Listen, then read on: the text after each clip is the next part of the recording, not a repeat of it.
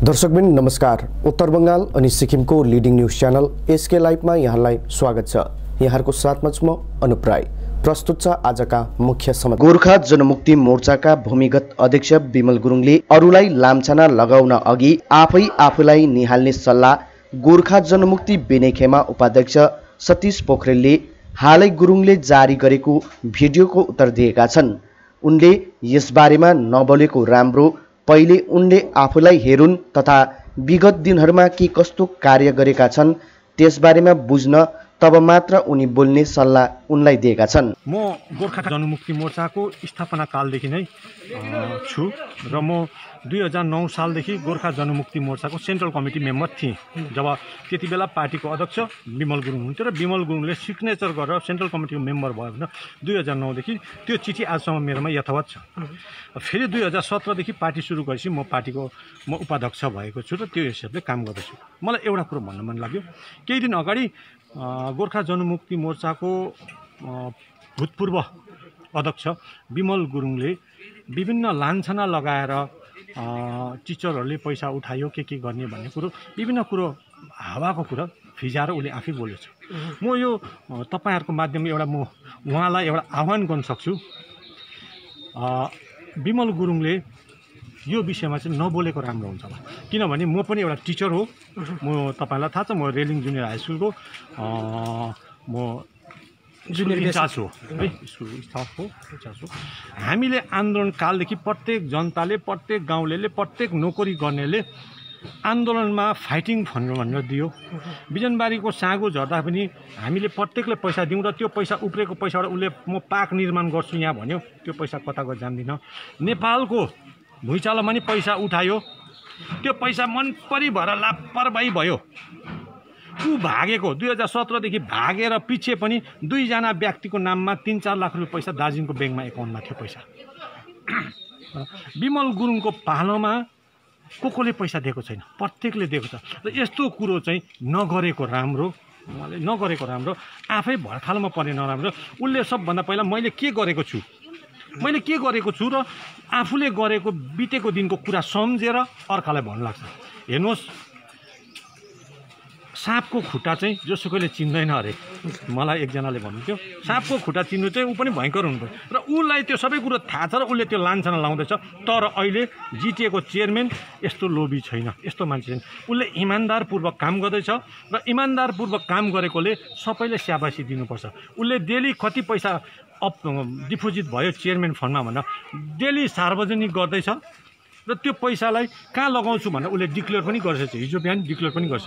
र त्यो पैसा पहिला लान्छना त्यो पैसा पहिला इन्क्वायरी गर्नु र लान्छना मात्र लाउनु। जो मान्छे आफू त्यस्तो छ अर्कालाई पनि त्यस्तो देख्ने चाहिँ त्यो नियत छोड्नुपर्छ र जनताले पनि बुझ्नुपर्छ। सिक्किमको रम्फूमा एउटा होटल चलाउने युवकले घरमा काम गर्ने 17 वर्षीय नाबालिगसित कथित रूपमा यौन दुर्व्यवहार गरेको आरोपमा आफ्नै बाबु विरुद्ध रम्फू थानामा प्राथमिकी दर्ता गरेपछि पुलिसले उक्त आरोपीलाई पक्राउ गरेको छ। एउटा भिडियो मार्फत आरोपीको छोराले बाबु विरुद्ध प्राथमिकी दर्ता गरेको खुलासा गरेका छन्। एकातिर प्रीत प्रेम र अर्कोतिर पीडित नाबालिगलाई न्याय बीच उनले न्यायको साथ दिएर एउटा उदाहरण पेश गरेका छन्। आजको दिनमा हैन, अब मेरो घरमा मलाई मेरो मनमा के घटना घटिरहेको छ त्यो तपाईलाई थाहा छैन होला हैन।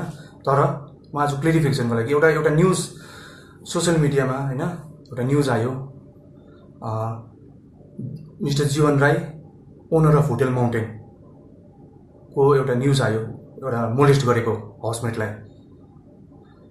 त्यो न्यूज चाहिँ के भयो भन्दाखेरि फर्स्ट अफ अल त म क्लियरिफाई गर्छु, होटल माउन्टेनको ओनर चाहिँ मिस्टर जीवन राई होइन, म कुशल राई हो। मेरो नाममा रेजिस्टर छ होटल माउन्टेन, म ओनर।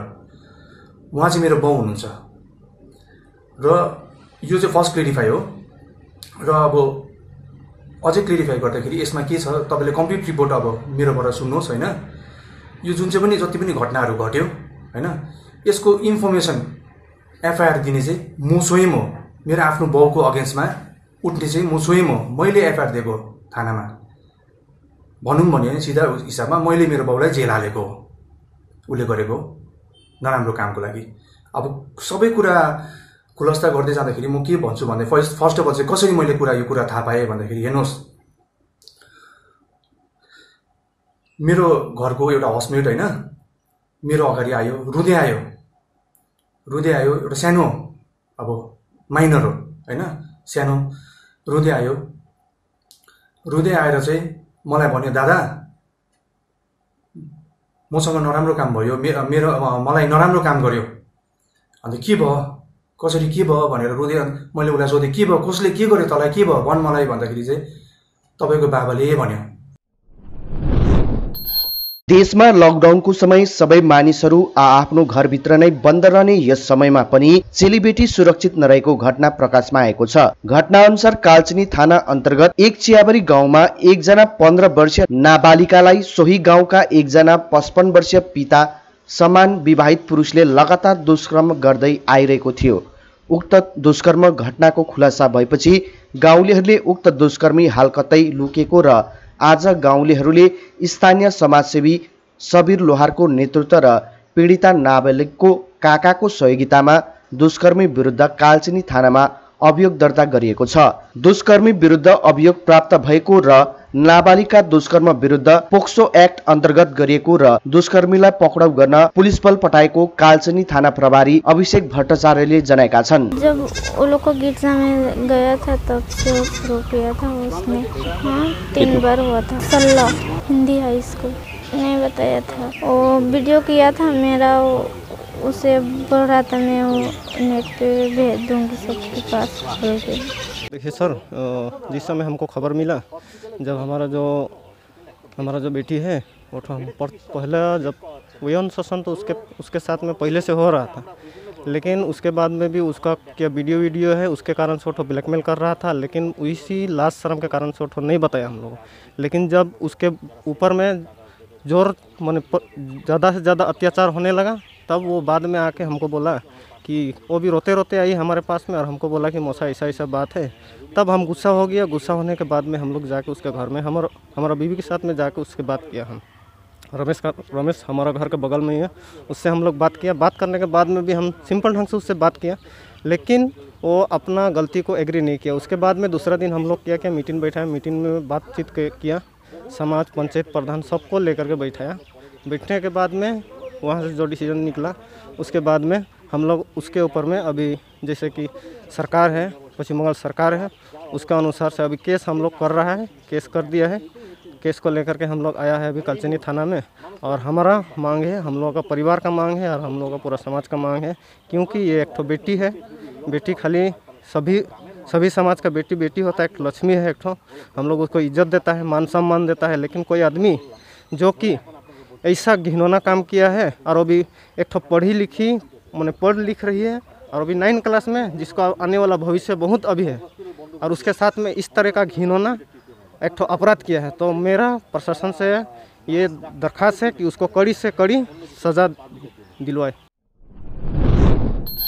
मिरिक महकुमाका डीएमडीसी मृदुल श्रीमोनी अनि महकुमा फूड एन्ड सप्लाई नियन्त्रक डाइना शेर्पाले मिरिक महकुमाको विभिन्न रासन दोकानको निरीक्षण गरे। यस अवधि दुवै अधिकारीले थर्बु चियाबारीको जमानसिंह गाउँ स्थित 103 नम्बरधारी रासन दोकानको निरीक्षण गरेपछि उक्त रासन दोकानले सरकारद्वारा निर्धारित परिणाममा रासन वितरण नगरेको, उपभोक्ताहरूलाई ठगेको प्रमाणित भएको फलस्वरूप रासन वितरक कमला राईमाथि उचित कारबाही गरिने जानकारी दिएका छन्। दुवै अधिकारीले बताए अनुसार कोरोना भाइरसको कारण देशव्यापी रूपमा जारी लकडाउन अवधि राज्यका प्रत्येक जिल्लाका रासन उपभोक्ताहरूलाई विगत 1 अप्रेलदेखि आउँदो 1 सितम्बरसम्म निशुल्क रासन वितरण गर्ने निर्णय लिएको छ। तर कतिपय रासन वितरकले भने सरकारको नियमको कुनै पालन नगरेको तथा जनतालाई ठग्ने काम गरेको गुनासोहरू लगातार मात्रामा प्राप्त भएको कारणले गर्दा नै गल्ती गर्नेहरूलाई उचित कारबाही गर्दै आम उपभोक्ताहरूलाई न्याय दिलाउनु आफ्नो कर्तव्य ठानेको दुवै अधिकारीले जनाए। दुवै अधिकारीले शनिबार कृष्णनगरको कतिपय रासन दोकानहरूको निरीक्षण गर्दै आम उपभोक्ताहरूलाई रासन परिणाम, मास्क, हातको साफ सफाई अनि शारीरिक दूरत्व बारे सचेत गराएको थप जानकारी प्राप्त भएको छ। समाचारको क्रममा अब पालो भएको छ एउटा छोटो विश्रामको। 100% आयुर्वेदिक दमादमन किट प्राप्त करें और अपने फेफड़ों को बिना किसी दुष्प्रभाव के घातक वायरस से लड़ने की शक्ति बढ़ाएं। फेफड़ों की ताकत बढ़ाने और साथ ही साथ एलर्जी, खांसी या फिर ब्रोंकाइटिस और अस्थमा जैसी बीमारियों से भी लड़ने के लिए राहत देती है दमादमन किट। इस किट में आप पाएंगे दमादमन सिरप, दमादमन चूर्ण, दमादमन हर्बराज हर्बल टी, जिसका मूल्य है 750 और आपको देने हैं सिर्फ 700 रुपए। Contact number 8597738095।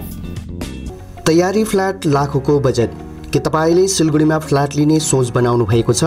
हजुर, यस्तै सुनौलो अवसर स्वागत रेसिडेन्सले यहाँहरू समक्ष लिएर आएको छ, जहाँ तपाईँले लाखौं रुपियाँको बजेटसँगै वास्तु अनुसार असल ढङ्गमा तयार गरेको सम्पूर्ण सुविधायुक्त 80 फ्ल्याटको अपार्टमेन्ट पाउनुहुनेछ।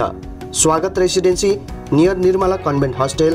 कन्ट्याक्ट 9832350915 9434001643।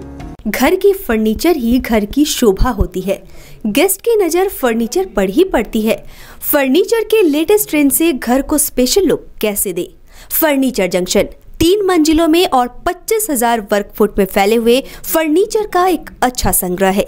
शोरूम में हर किस्म के फर्नीचर कम कीमतों में उपलब्ध है। इसकी रेंज और कीमतों को देखते हुए फर्नीचर का वन स्टॉप सोल्यूशन है फर्नीचर जंक्शन। जी हाँ, furniture junction 3rd mile Sevak road Siliguri. Contact number 9851511111। विश्रामपछि यहाँलाई पुनः स्वागत। सम्पूर्ण विश्व अलपत्र परेको समयमा सरकारी सहुलियतहरू सोझै जनता सामु पुग्नुपर्ने मन्तव्य आज गोर्खा जनमुक्ति मोर्चा उपाध्यक्ष सतीश पोखरेलले बताएका छन् भने आफूहरू सदैव जनताको निम्ति अघि रहेको पनि उनले बताएका छन्। अर्कोतिर पहाडको कुनै पनि स्थानमा कोही भोकै भएको खबर पाएमा 3 घण्टामा सहयोग पुर्याउने ठोकुवा उनले गरे तथा जनतालाई लकडाउनको सही रूपमा पालन गर्दै बस्ने सल्लाह साथै बिना कारण बाहिर ननिस्किने सल्लाह पनि उनले दिएका छन्। आज मे 2 तारिक है, हिजो मे 1 तारिक सम्पूर्ण दार्जिलिङको चिया कमान, गाउँ बस्ती, सिन्कोना बगानको मजदुरहरूलाई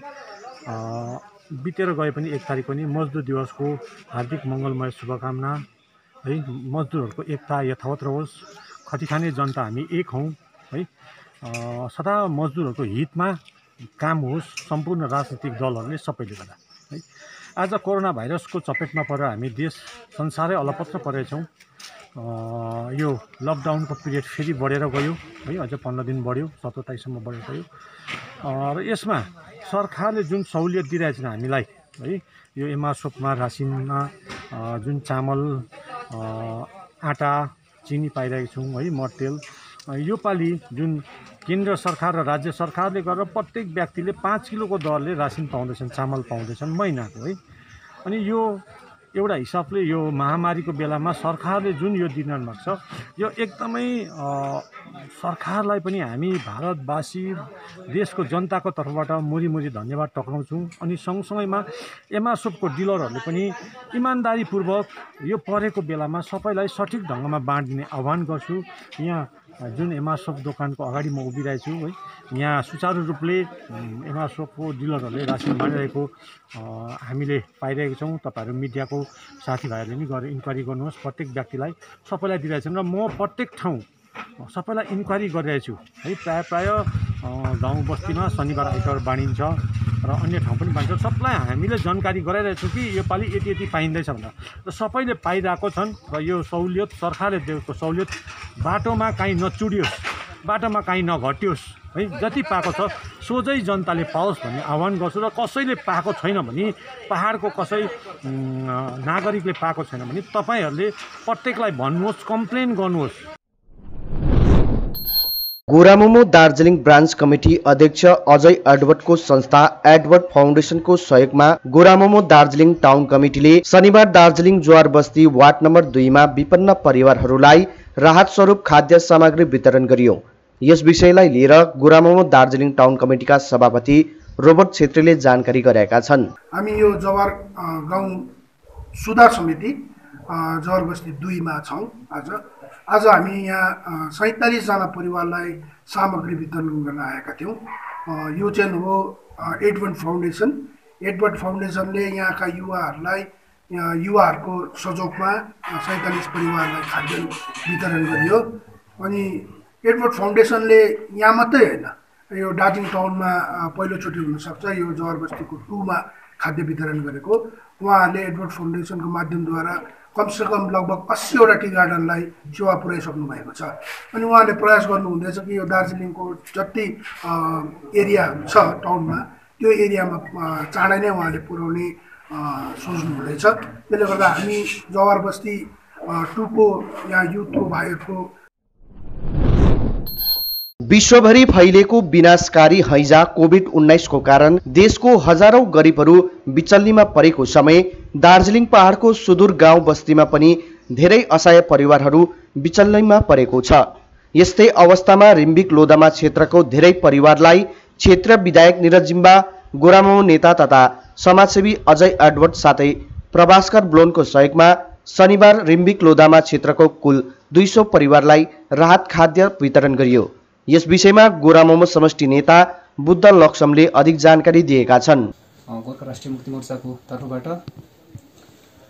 हामी सम्पूर्ण समष्टिको तर्फबाट दार्जिलिङ क्षेत्रका विधायक श्री निरज जिम्बाज्यूले यो सङ्कटकालीन घडीमा उहाँले आफ्नो राहतको लागि यस क्षेत्रका सुदूर गाउँ बस्तीका गरिब जनताको लागि केही राहत सामग्री पठाइदिनु भएकोमा हामी सम्पूर्ण रिम्बिक लोधमा क्षेत्रकोबाट उहाँलाई हामी धेरै धेरै धन्यवाद दिन चाहन्छौँ। साथै उहाँले दिन प्रतिदिन यसरी आफ्नो क्षेत्रमा गाउँ बस्ती कुना कान्तारामा गएर गरिबहरूलाई केही न केही यसरी एउटा रिलिफको सामग्री दिएको हामी फेसबुक मार्फत देखिरहेछौँ।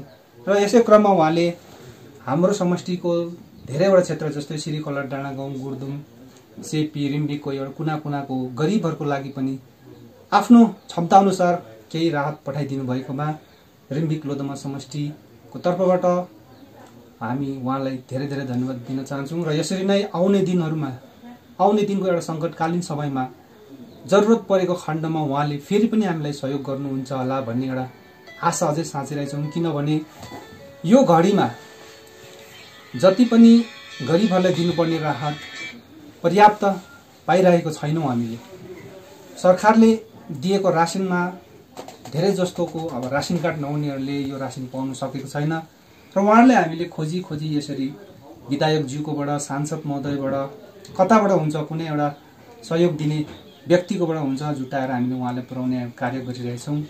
र यस कार्यमा उहाँहरूको हामीलाई सपोर्ट सहयोगको सख्त अनिवार्य छ र हाम्रो क्षेत्रको सांसद महोदयलाई पनि हामी अनुरोध गर्छौँ र कृपया उहाँले दिल्लीमै बसेर भए पनि आफ्नो क्षेत्रको गरिब जनतालाई, गरिब दुखीलाई, जसलाई आज कमाएर आज खानुपर्ने अवस्था छ, उहाँलाई यसरी नै हाम्रो माध्यम नभए पनि कसैको माध्यम भएर भए पनि सहयोग पुर्याइदिनुहुन्छ होला भन्ने आशा र अनुरोध गर्न चाहन्छौँ। हवस् त दर्शकबिन, अहिलेलाई यति नै। ताजा अपडेट अनि अन्य रोचक जानकारीको साथमा एसके लाइभ यहाँ समक्ष उपस्थित रहनेछ 24 घण्टा यहाँको टेलिभिजन मार्फत। अहिलेलाई मलाई बिदा दिनुहोस्। नमस्कार। कह देती हूँ सभी को इन एडवांस, चाचू की शादी में करूंगी डांस, वीडियो को एफबी में वायरल करूंगी, डब्बू के जैसे सेलिब्रिटी बनूंगी, न्यूज चैनल की होगी हेडलाइन, मानवी बन गई स्टार ऑनलाइन। क्या आपको भी सेलिब्रिटी बनना है? शादी हो या कोई फंक्शन, वीडियोग्राफी, फोटोग्राफी के लिए चले आइए Somani digivision and productions, Ashrampara, Ramakrishna road, Siliguri. के तपाईँ एक नागरिक संवाददाता बन्न चाहनुहुन्छ? हजुर, एसके लाइभ 24 घण्टा न्यूज च्यानलद्वारा यहाँहरू समक्ष एउटा सुनौलो मौका प्रदान गरिरहेका छौँ। यहाँहरूले आफ्नो क्षेत्रमा घटेका घटनाहरूको भिडियो आफ्नो मोबाइलद्वारा कैद गरी घटनाको पुख्त विवरणको साथमा हामीलाई पठाउन सक्नुहुनेछ।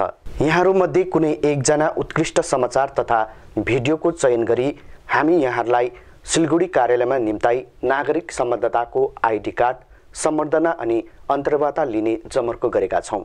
यसैले यस सुनौलो मौकालाई यहाँले नगुमाउनुहोस्। चाँडै नै यस्ता विविध समाचारहरू हामी समक्ष पठाउनुहोस्। SK live